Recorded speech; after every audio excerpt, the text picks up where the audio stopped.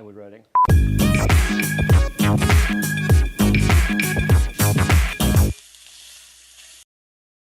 I'll be introducing the new meal plan for the paid subscribers on the Real Meal Revolution subscription site, and from the meal plan I'll be teaching you 3 recipes. We've got green curry, pork fillet stir fry, roasted blue cheese and sage squash, and my favorite Trinchado recipe from the restaurant industry. This week's meal plan is called A Winning Week by Jonno, and it's based on how I live a week of low carb. I hate eating breakfast, so I usually skip it. I just have a coffee, I have a very light snacky lunch, and then I like to cook very easy like pan stews and that kind of thing for supper. So the 3 recipes I'm going to show you from that meal plan this week are the green curry pork stir fry, the Trinchado, which comes from my restaurant days almost 10 years ago, and then a really easy vegetarian dish, which is blue cheese and sage roasted gem squash. First thing we're going to do is get the sauteed veg ready, because the key to this dish is making sure the meat doesn't overcook in the last step.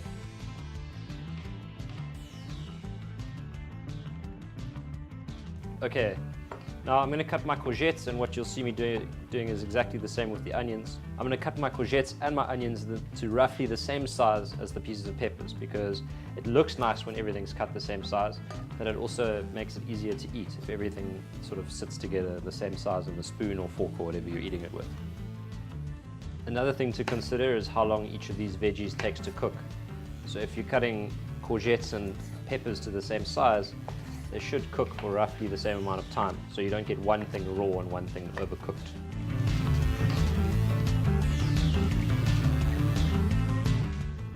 And there you can see roughly, they're all roughly the same size, so they'll go nicely in the pan together.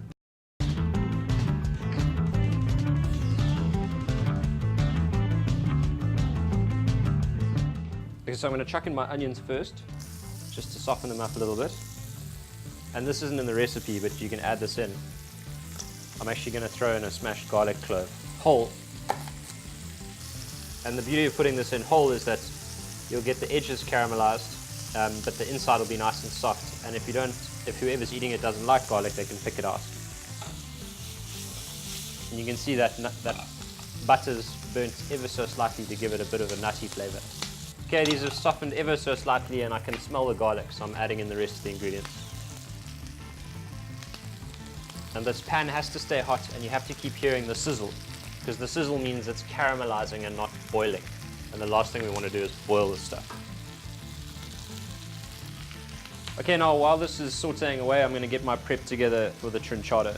So first, you're going to cut this nice piece of rump into some big squares. Remember, if the squares are too small, you won't be able to get caramelization on the outside without them cooking through. And I like this medium rare, so if you like well done, then it doesn't matter how big you cut them.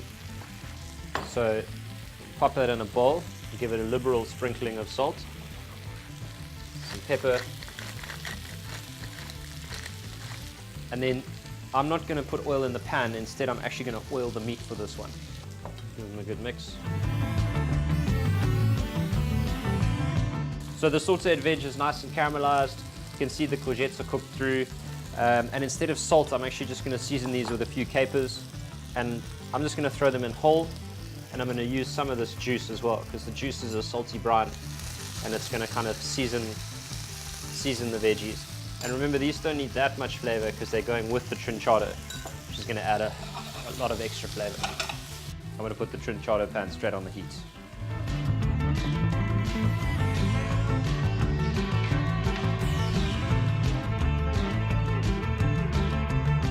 This pan is now ferociously hot, and what I'm going to do is add the meat in, and instead of tossing it as I go, I'm going to actually gently lay them in so that I can get some good color on each side. And the pan has to be this hot for you to get color without cooking it through. I'm just adding another clove of garlic here. I'm actually using a chili and garlic paste, which is what the recipe calls for, but I like a little extra garlic. Okay, so we should have some color here. Got some good caramelization.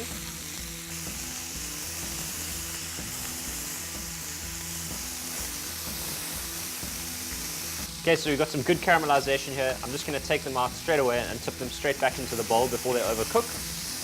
And I'm not going to wash this pan. I want the beef that's stuck on the bottom of this pan to lift into the sauce. Putting it straight back on the heat and adding the onions. And the onions are going to release some water and they're going to help lift up all that sediment. You can see they've gone brown quite quickly already. And these onions might look like they're burning, but they're brown because they've actually helped lift all the beef off the bottom of the pan. So that's where you're going to get your beautiful roasted flavor from. Okay, it's time to add the garlic. Give that a little stir. And then I've got some chili and garlic paste here. I'm going to like it quite spicy, so I'm going to add about 2 teaspoons. And then just going to give that a little bit of a roast. Let it get some color. And what happens is when you roast this off at the bottom of the pan, caramelizes a bit and brings out a little bit of the natural sweetness.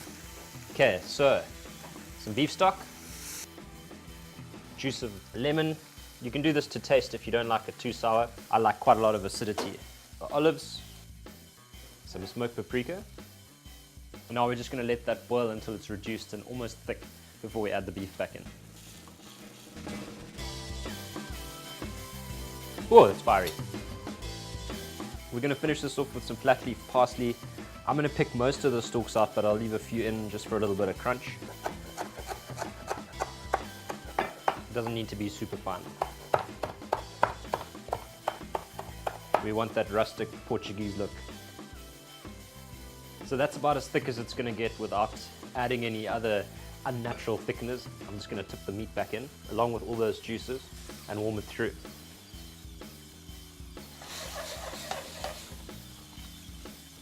Okay, this meat's perfectly cooked. Finish it off with a nice big handful of fresh chopped parsley.